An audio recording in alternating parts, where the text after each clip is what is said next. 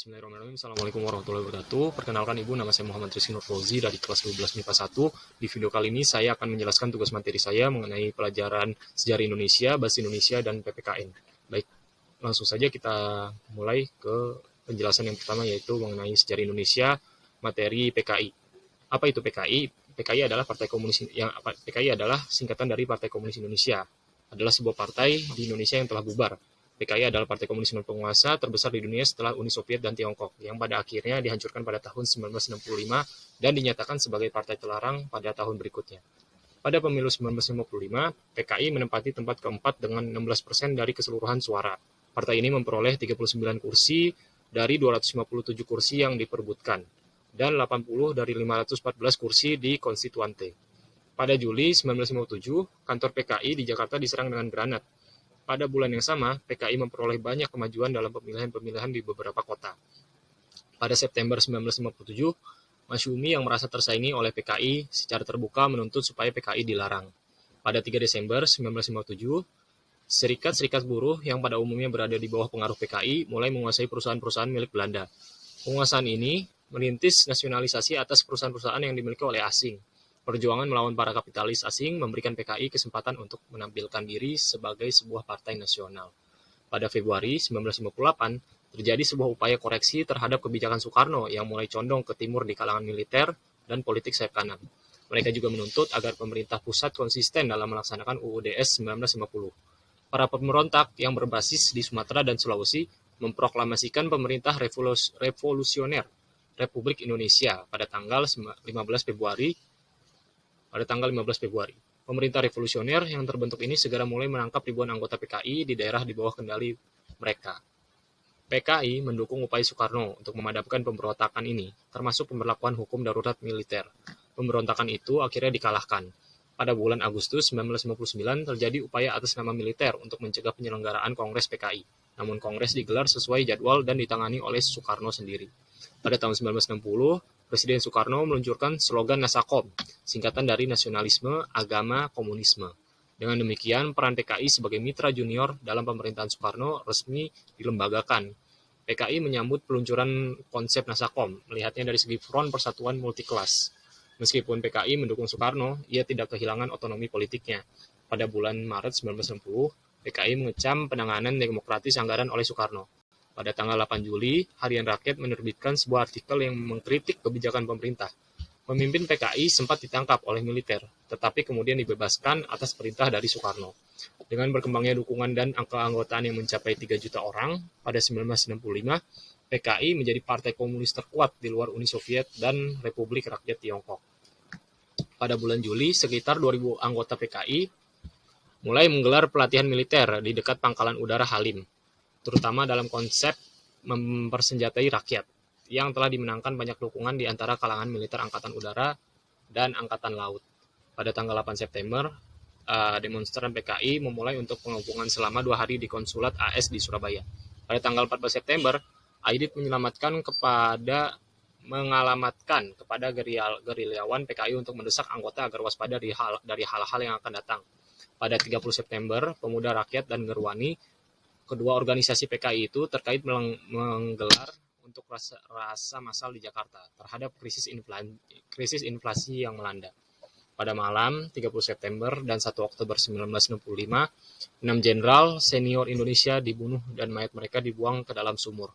Pembunuh para jenderal mengumumkan keesokan harinya bahwa Dewan Revolusi baru telah merebut kekuasaan, yang menyebut diri mereka Gerakan 30 September atau yang disingkat dengan G30S.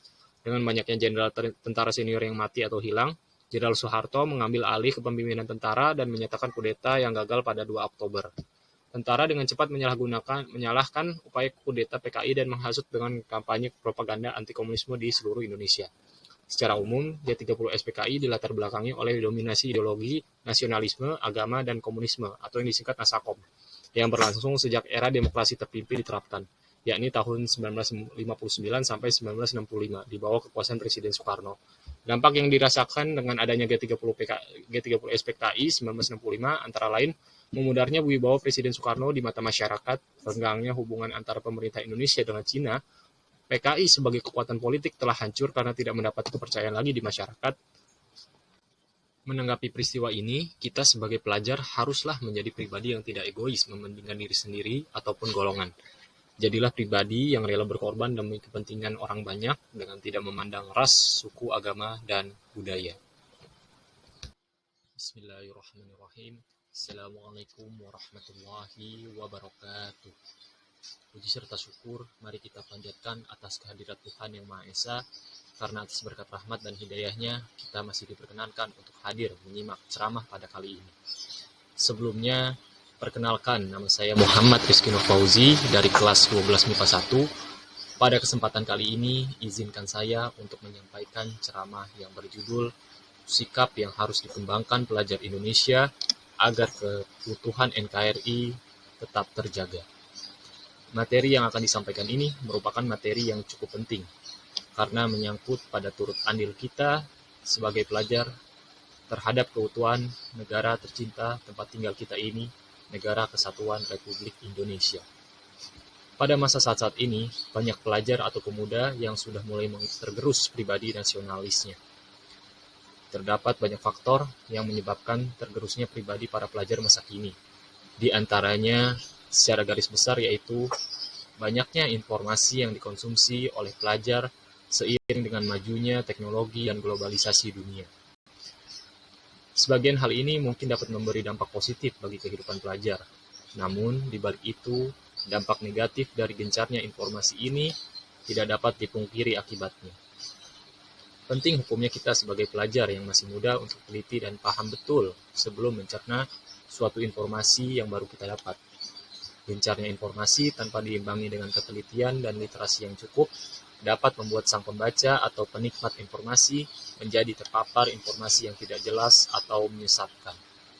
Paham seperti radikalisme bisa saja membuat kita terjerumus ke dalam perpecahan antar sesama yang berujung retaknya persatuan di masa yang akan datang. Singkatnya, kita sebagai pelajar harus bijak. Kita tidak boleh mudah terprovokasi dengan info yang tidak jelas atau pernyataan-pernyataan yang mengadu domba. Kita harus senantiasa memikirkan langkah ke depannya apabila tindakan yang kita tempuh itu bisa menyinggung seseorang di sekitar kita. Carilah jalan yang sekiranya dapat membuat damai atau dapat menyingkatkan pertikaian. Ada peribahasa yang tentu pasti kita semua sudah kenal, bersatu kita padu, bercerai kita runtuh. Semakin banyak dan kompak kita, semakin kuat negeri ini berkancah di mata internasional. Kita pelajar adalah ibaratkan semen yang masih cair. Masih mudah dibentuk dan dicipta menjadi suatu karya yang insya Allah akan bermanfaat di masa yang akan datang. Mungkin itu saja yang dapat saya sampaikan pada kesempatan ceramah kali ini. Saya ingin berterima kasih kepada Ibu Nurmawan Marpaung selaku guru bahasa Indonesia dan wali kelas saya, juga kepada halayak sekalian yang sudah mau bersedia mendengarkan ceramah saya. Kurang lebihnya mohon maaf apabila ada salah kata atau salah sikap.